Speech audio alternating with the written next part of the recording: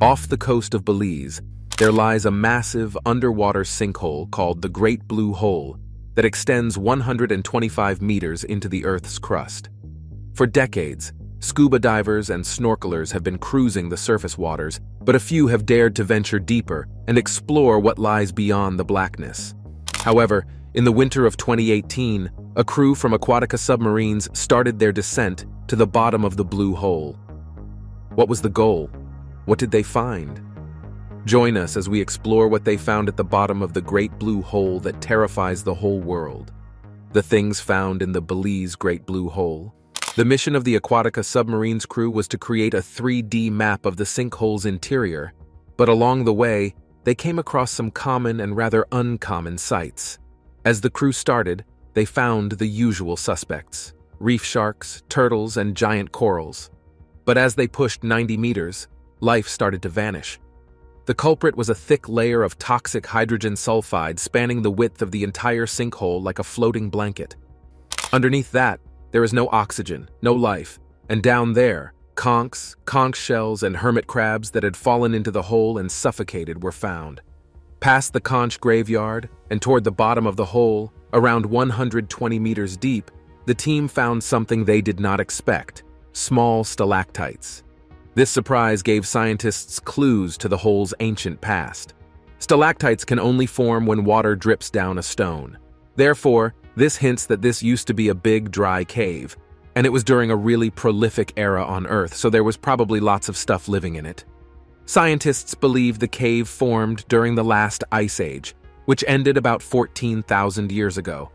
After the ice age ended, sea levels began to rise, and the cave flooded and collapsed, leaving behind the blue hole that is known today. Researchers, on the other hand, think that other marine sinkholes like the Dragon Hole in the South China Sea and Dean's Blue Hole in the Bahamas probably formed the same way. As the scientists continued down the hole, they found another clue to the past: a light buildup of silt on top of the conch graveyard.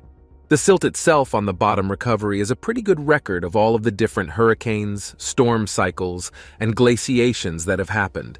It was also seen that right around the time of the Mayan collapse, very significant droughts followed huge storm cycles. As the team continued to explore the bottom of the hole, they found a 2-liter Coca-Cola bottle and a lost GoPro containing some vacation photos. However, they found more. They also encountered 2 of the probable 3 people who had been lost in the blue hole. They found a sort of resting place for some folks, and they very respectfully informed the Belize government about where they found them. They further stated that it is very dark and peaceful down there. Scientists predict this hole won't be around forever to explore. Daily, waterfalls of sand fall into it, slowly filling it up like an underwater hourglass. While it lasts, we can still admire its beauty and study its many mysteries. But do you know that there are some shockingly uncommon facts about the Belize Blue Hole? Let's delve into the details. Uncommon facts about the Belize Great Blue Hole. A secret known only to Belizean fishermen, the Belize Blue Hole became famous in 1971 when legendary marine biologist and undersea explorer Jacques Cousteau visited the site. Aboard the boat Calypso, Cousteau and his crew explored the depths of the Blue Hole, confirming that it had been created thousands of years ago when rising tides flooded a network of caves. Declared by Cousteau as one of the top 10 best diving spots on the planet, the Belize Blue Hole is located approximately 60 miles or 100 kilometers from the coast of Belize. Surrounding the Belize Blue Hole is the Lighthouse Reef Atoll.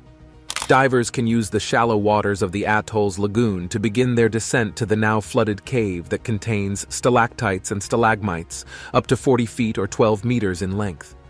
The coral atoll surrounding the Belize Blue Hole has an inner ring of shallow, lighter-colored water that forms a natural ring around the deeper, sapphire waters of the flooded cave. Thousands of years ago, when the cave flooded, the Belize Blue Hole was formed, a vertical entrance over 980 feet or 300 meters across, with a bottom more than 400 feet, or 125 meters below the sea's surface today. As divers descend into the Great Blue Hole, the dark waters start to become clearer, allowing for an impressive view of the flooded cave network that is home to a variety of marine life, including a few elusive hammerhead sharks. Due to the complexity and depth of the dive, only experienced divers are permitted to explore the majestic underwater formations that make the Belize Blue Hole such a unique dive site. The Blue Hole is located along the Belize Barrier Reef, a UNESCO World Heritage Site, part of the second-largest barrier reef system in the world. An almost perfectly circular area of dark topaz water encircled by the Lighthouse Atoll on the Belize Barrier Reef. The Great Blue Hole is one of the most intriguing and popular places to dive anywhere on planet Earth. The Blue Hole was formed at the end of the last ice age, when rising seawaters flooded a series of enormous caverns. Geologists have determined that the caves first formed about 153,000 years ago and were completely submerged approximately 15,000 years ago. The Blue Hole is home to several species of sharks, including bull sharks, Caribbean reef sharks, and the elusive hammerhead shark.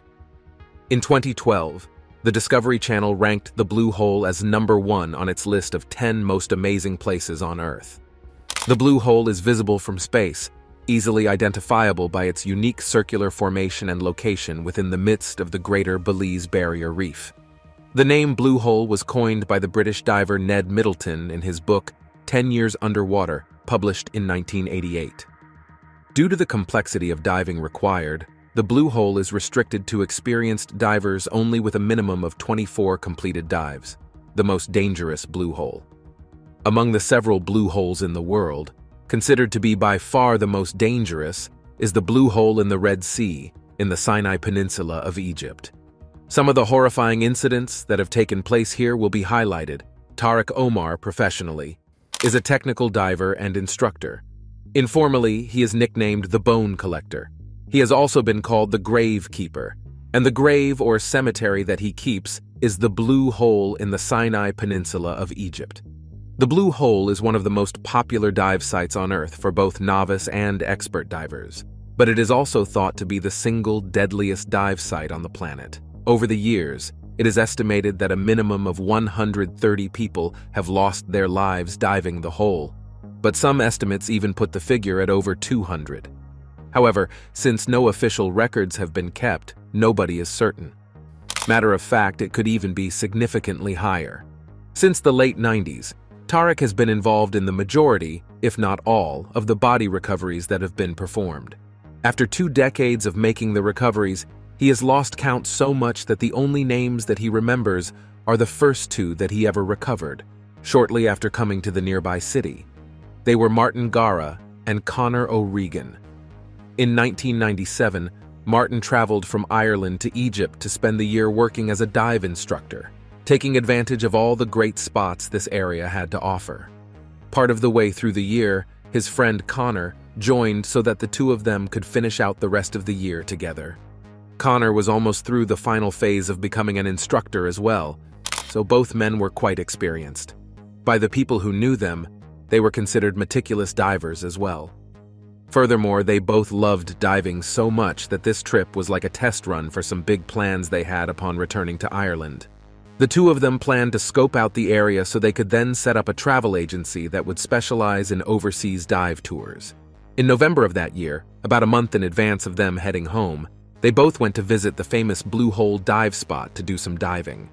This trip was part of a larger trip made by PADI, the Professional Association of Diving Instructors, which is a global diving organization, so some other trained and professional divers were on the trip as well. At some point during the dive, Martin and Connor were separated from the rest of the group, so they were alone. Somehow, when they got separated, they accidentally went too deep for the gas mixture they were using. This caused them both to lose consciousness, which then resulted in their regulators falling out of their mouths, and they sank to 65 meters or 213 feet. All of the other divers only realized when everyone was on the surface, and the 2 men were late for the scheduled return time. Divers quickly went back down to search for the men, but by the time they were found, it was already too late. Their story is similar to so many others from the Blue Hole. Otherwise, careful and experienced divers go down into the hole, but then don't return. There are questions on the factors that make the Blue Hole so deadly. To answer the question correctly, it would be ideal to first define exactly what a blue hole is. During the past ice ages, sea levels were as low as 100 meters or 330 feet lower than what they are today. During this time, way more of the world's land masses were out of the water, which exposed many surface caves and sinkholes. Over time, the rain eroded these surface caves as they normally do with limestone. Then, as the sea levels rose, it was compounded by the salty seawater flowing over the rocks. Many of these surface caves then collapsed further into large circular holes that are now visible under the water's surface and are essentially vertical caves. The cool but creepy part about them is that the outer edge of these holes is composed of different types of rock that don't dissolve like the inner portion. Inside the edge of this stable rim, the holes can drop dramatically to much deeper than the surrounding seafloor. The Great Blue Hole off the coast of Belize that was earlier mentioned is a good example of this. The edge of the hole is only 10 meters or 33 feet deep, but if you drop over the edge, it drops vertically to 124 meters or 407 feet in basically a single vertical drop. Because the depth of the edge and bottom are so different, this creates the crazy contrasting color that is visible from the surface. There will be typically blue tropical water around the edges, but a deep, dark blue in the middle, close to the color of the open ocean. Another aftermath of the contrast in depth is that the water circulation in these sinkholes is often very poor, especially the deeper you go. Matter of fact, many of the bottoms of these blue holes are completely devoid of oxygen. Aside from being deep and dark, they can be completely devoid of sea life, which brings about a sort of barren, strange world compared to the surrounding waters. Be that as it may, these blue holes are found worldwide and offer unique diving conditions. They generally don't have a current because they are cut off from the rest of the water, so that is one more variable that divers don't have to worry about. Furthermore, some of these are very close to the shore, so one could be on the beach, walk into the water a few feet away, and then down to hundreds of feet of depth. This makes them accessible and convenient, ahead of other factors. That is the reason that they are so popular for scuba diving and free diving. What makes this blue hole so dangerous? However, all this information doesn't exactly answer why these dive sites are so deadly, or precisely why the site near Dahab is so deadly. Unfortunately, there is no pinpoint answer to this question. Factually, it is not even clear if the site is more deadly than others. Since no official records are kept about how many dives have been done or the number of divers who passed away, one can't really compare the rate of fatalities to the average for diving. It could be more dangerous, and that is why the fatality is so high. Or it could simply be that the aggregate is higher, because of the sheer number of dives that take place in the hole. Whichever the case might be, surprisingly, doesn't discourage people the least from coming. Instead, it seems to be the opposite. Part of the attraction is even that it has an ominous reputation, that it is beautiful, but deadly. On the shore, there is a memorial for some of the divers who have lost their lives in the hole. Almost morbidly, prospective divers come to check out these plaques shortly before entering the water, hoping not to need to be recovered by Tarek like Martin and Connor. The reality is that the people who have been recovered are only a small fraction of the people who never made it back up. Due to the size and depth of the hole, sometimes people are not found until much later. At that point, it is recommended not to recover them because of the decomposition that already occurred. Morbidly also, divers often made videos when they dived the blue hole. Then, when they watched the video back later, equipment belonging to these lost individuals was visible sometimes, nestled in the sand or the rocks along the bottom. One possibility to explain the danger of the hole in Dahab is its unique shape. From the water's surface, the walls narrow like a funnel as one travels deeper. Then there is a large arch on the far side of the hole at a depth of 52 meters or 170 feet. This arch opens up into another 26-meter or 85-foot tunnel that continues to descend diagonally until it passes through the wall of the hole into the open ocean. Thereafter, there are rapid incremental drops in depth that go from 120 meters or 390 feet at the tunnel's exit all the way to 800 meters or 2,600 feet. Although there are several intermediate steps in between, that is the final drop-off to the ocean floor. Only technical diving is possible for these deeper steps because regular air becomes toxic at these depths. It is also possible that the hole is so dangerous for this very reason. Probably as a result of the rapid drop from the surface, it is just so easy for divers on regular air to descend too quickly without realizing how far they have gone. Before they know what is going on, the nitrogen narcosis becomes too intoxicating, and they pass out. Of course, it is not only divers on regular air who have lost their lives there. For instance, in 2011, a man named Igor planned to do a technical dive down to 150 meters, roughly 50 meters above the hole's true depth. He was very experienced, and when he entered the water at the Blue Hole that day, he had done exactly 400 dives. He started by getting into the arch at 50 meters.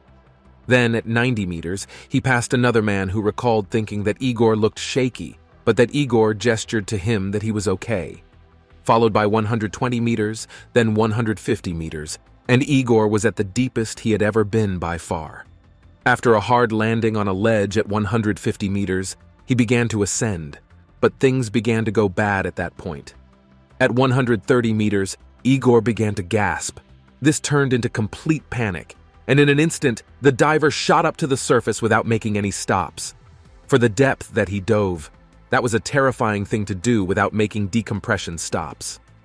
All of the dissolved gases in his blood due to the pressure at depth were now expanding rapidly as he ascended. By the time he hit the surface, they would have been causing him an immense amount of pain and would have been blocking the blood vessels all over his body. As his head broke the water, he cried out in pain, and a few minutes later, he kicked the bucket. Igor would be one that Tarek didn't need to recover. Although diving is quite regulated in this area, money still goes a long way, and that is probably another reason that this hole is so dangerous. Most of the dive shops in the area are licensed, but some aren't. Additionally, there is a lot of competition, which drives down the price per dive. Because of this, some of the instructors and guides are willing to sideline some of the rules and regulations in exchange for a little extra money. This might create some substandard conditions for inexperienced divers. Hence, it is advisable that, at the very least, the people who pay for these services still go with someone who is trained and experienced. The most famous incident at the Blue Hole. In April of the year 2000, a man named Yuri Lipsky arrived in Dahab with the intent of taking advantage of all the diving spots in the area. Bringing all of his scuba equipment with him, Yuri, who was a scuba diving instructor, had arrived in Dahab after visiting a friend of his in the nearby city of Tel Aviv. Like many divers, it had been a dream of Yuri's to dive the Blue Hole for several years. Remarkably psychic, Yuri's father had made him promise not to do anything silly or dangerous. As regards his father's warning, although he was alone, he attempted to find someone to go with him. So within a few hours of his arriving in the city, he was walking the street along the many dive shops, looking for someone to go with him or to take him along. People watched as Yuri wandered back and forth, inquiring about different services. Eventually, he managed to find a local man who agreed to go with him. Shortly after that, the two of them arrived at the dive site and entered the water. During Yuri's dive, he captured a video. The video began, and Yuri could be seen near the water's surface. Around him were other divers, coral reefs and fish, and the water was blue, bright, and clear. He briefly looked down at the camera to fiddle with it and seemed to attach some sort of lens cover to it. Maybe he had sensed that it would experience pressure, so that was some sort of case to protect it. He fiddled with it some more, and as soon as he seemed satisfied, his focus shifted to two other divers in front of him. The two other divers had a long string of bubbles floating up away from them, coming from their regulators. They seemed to be kicking gently to stay where they were, floating together, almost as if they were talking. He approached these divers close enough to the point it seemed he might almost come into contact with them. He then moved past those divers, looked off into the distance, and all he could see was the dark water with nothing in sight below him. From somewhere much deeper, More bubbles seemed to be floating up, indicating that some other divers were deeper and out of sight. Then, Yuri began to move in the direction of those bubbles. Eventually, he stopped moving around, fiddling with the camera, and began his descent. He refocused and directed his gaze toward another diver below him. Maybe that was the local he brought along with him. He then looked up toward the surface, and he saw the sun shining through. Afterward, his gaze went back down to what looked like the bottom. In reality, that was more like the inner wall of the hole, and Yuri was swimming along its contour. The water there was already much darker than the surface above. The plot twist here is that Yuri was only using regular air. As he was descending, he would have been increasingly affected by nitrogen narcosis. Moreover, his buoyancy control would have become continually less effective as the pressure increased. The water was already so unbelievably dark. Right there, he looked at his dive computer to check his depth, and it read 81 meters or 265 feet. Regular air is not recommended below 40 meters, however. He was already twice as deep as that. He tried to inflate his buoyancy control device, but he was too deep, and the equipment he had was too heavy. He struggled around for another few moments, probably desperately trying to swim up, but it was already too late. While Yuri was still trying to navigate the terrifying situation he was in, the camera cut off. When Yuri didn't return from the water about 40 minutes later, everyone knew what that meant. His parents were contacted shortly after, and his father was in Dahab the following day. After pleading with the locals to recover Yuri from the bottom, Tarek finally volunteered to make the recovery. At the time, this was the deepest recovery that anyone had ever done. Yuri was eventually found, lying face down, with far too much weight attached to him, at a final depth of 91 meters. Furthermore, Tarek found that in Yuri's effort to make himself more buoyant, his buoyancy control device had burst due to being overfilled. His body was brought back up, and all of his personal belongings were returned to his parents. This included the camera, which at the time, the instructor didn't know was still functional. It was only rated for a depth of 75 meters, so he assumed it had broken, and any footage wouldn't have been captured. But it had captured everything, unfortunately, which was promptly played in front of his parents. The instructor mentioned that if he knew it was functional, he would have flooded the camera himself. In fact, the final 5 seconds of the footage were accidentally captured the following day when they were trying to see if the camera was working. This melancholy footage is now used as a warning for new divers about the dangers of scuba diving, which has also made it the by far most famous incident that occurred at Dahab's Blue Hole. The striking thing about the video is how quickly it all seemed to happen. From the point that the water was so clear and calm and everything was fine, just a few moments passed before the water was pitch black and strange. Before one could even tell what was going on, it was already too late. Maybe it is for this reason that the Blue Hole in Dahab is so deadly. The conditions at the surface give the illusion of a much safer environment than what it really is.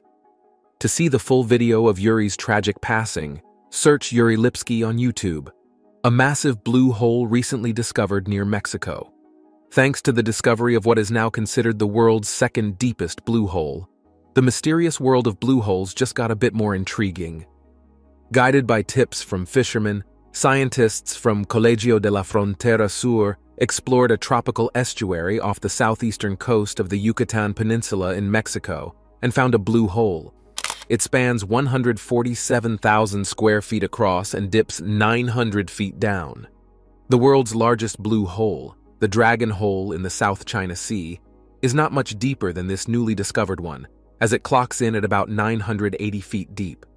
Unsurprisingly, the scientists named their discovery the Tom Jaw Blue Hole, using the Mayan language phrase for deep water.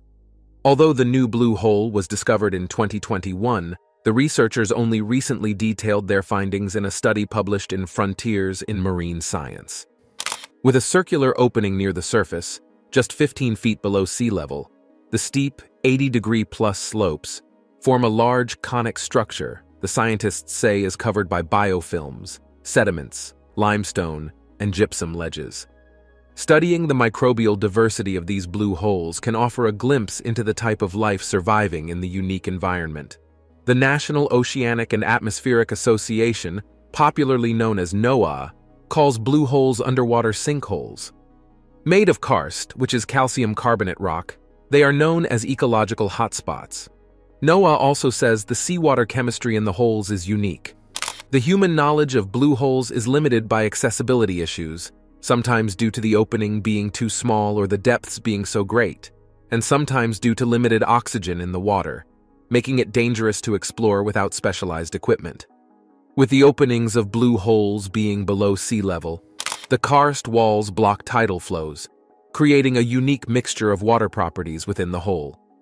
The study says that water properties change significantly with temperature and salinity gradients in the Tom Ja blue hole, and hydrographic profiles show a layered water column with a low oxygen layer atop a gas-heavy layer atop another layer with virtually no oxygen. These gas-rich environments that fill with hydrogen sulfide don't destroy all life, but instead give a home to more extreme biology that finds comfort in oxygen-depleted areas. This unique mixture of water properties and biological life invites scientists to explore the depths of blue holes to learn more about their makeup and the life that can exist within. Thank you for watching. Check out another interesting video by clicking on the link appearing on your screen right now. See you on the other side.